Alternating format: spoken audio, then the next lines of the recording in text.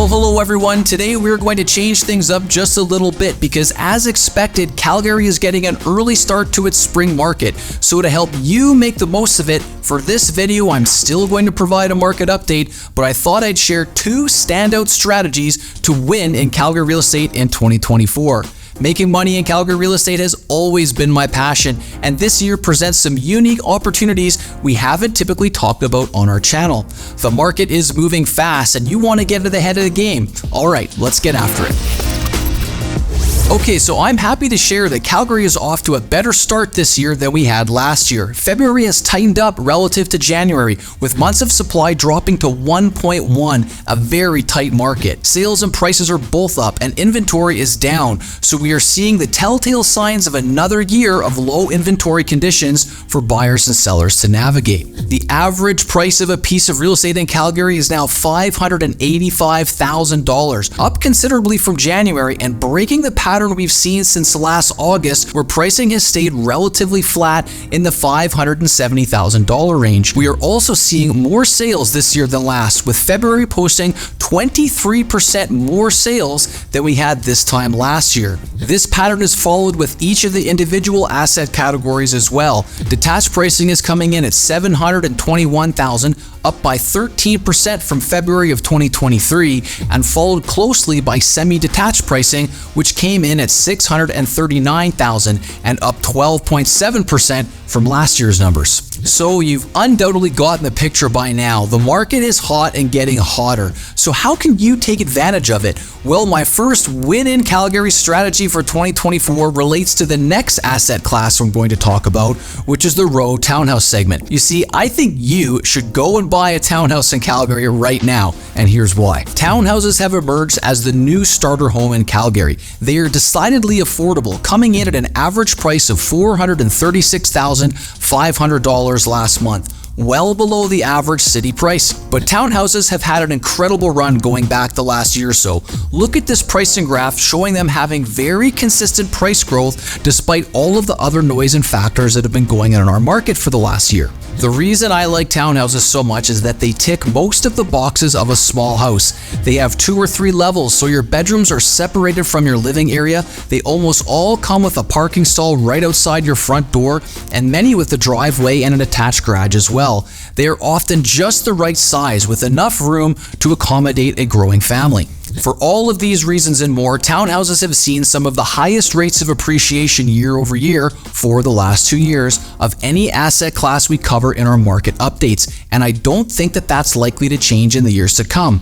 So why is that?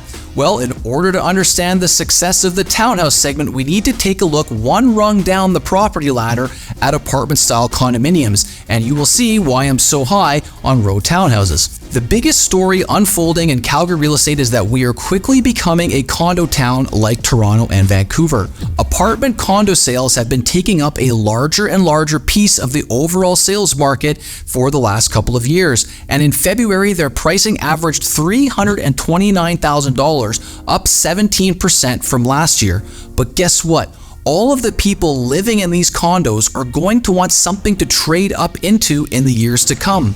Because when people first move to a new city, they tend to travel light and need smaller dwelling units. But as they put down roots in their new city, they need more space, and townhouses are the next step up on the property ladder. I feel strongly that demand for townhouses will continue to lead the way, and that double-digit gains are there to be had for those that make investments into this asset class. I also feel that apartment-style condos are a little bit riskier than townhouses because I've had the unfortunate experience of living through a few downturns in our market, and in each of the busts we've had in Calgary, it has been apartment condo owners that felt the pain the most, due to condo projects being overbuilt at the tail end of a boom market and the wave of oversupply that comes when demand slows while huge towers are still under construction. The party we are having now won't go on forever, and you don't want to be in apartment condos when that happens. And townhouses are the next most affordable piece of real estate we have in Calgary, and they're being built in much smaller numbers than apartment condos. So I anticipate even more demand for this asset class amidst low amounts of new supply being added.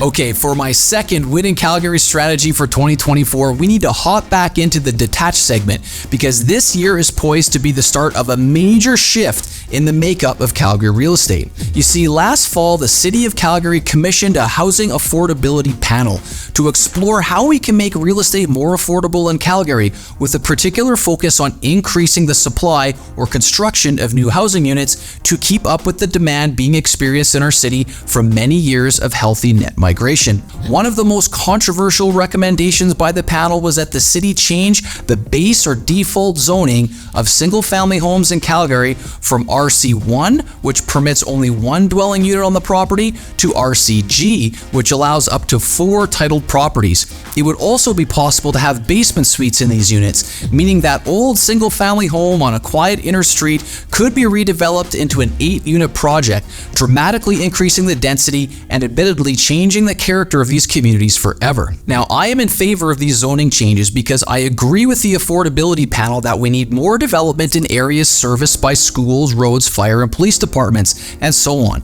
I also feel that increased density will bring new life and vibrancy to old, tired inner-city communities in Calgary, allowing new businesses to grow and flourish, and to help a shift in character away from Calgary's tired image as a white-collar oil and gas town. Bringing more diversity to the local economy is good for us long-term. But here's a tip. Change always creates opportunity. There will be real estate winners and losers with this change in zoning. And here's what I think you should do if you find yourself owning or aspiring to own an inner city detached property. If you currently own a nice, upgraded, or remodeled older home and you enjoy living in a community consisting of only single-family homes, then you should consider getting out while the getting is good and moving into one of Calgary's first few master-planned communities just outside the Beltline. You see, in the 1970s and 80s, Calgary home builders started decreasing the size of the lots and increasing the size of the homes being built on them. The traditional flat rectangular lots and single-level bungalows we see in 50s and 60s communities were abandoned for much smaller lots and much larger 2-story homes. I think these older homes are still very close to downtown and will become much more sought after because these communities can't be easily redeveloped and they offer a single-family feel with the closest proximity to our core of our city. Communities like Strathcona, Coach Hill, Silver Springs, and Varsity in the north, or Oak Ridge, Palliser, or Southwood in the south will soon feel a weave of interest from buyers seeking more space, a detached home, and a single-family feel. We can expect to see more and more renovated, cleaned up real estate in these communities just outside the inner city, and prices are sure to outpace the overall market in these areas. So what do you think? Do you feel Calgary's changing market presents other opportunities? Please feel free to share your thoughts in the comments below. I hope you enjoyed our little change up for this month, and as always, if you need a good real estate agent, we'd love to help you with your next purchase or sale. Thanks very much for watching, and we'll see you guys next month. Thanks very much. Screw it again. It's okay. Yeah, there's always room to improve, Ian.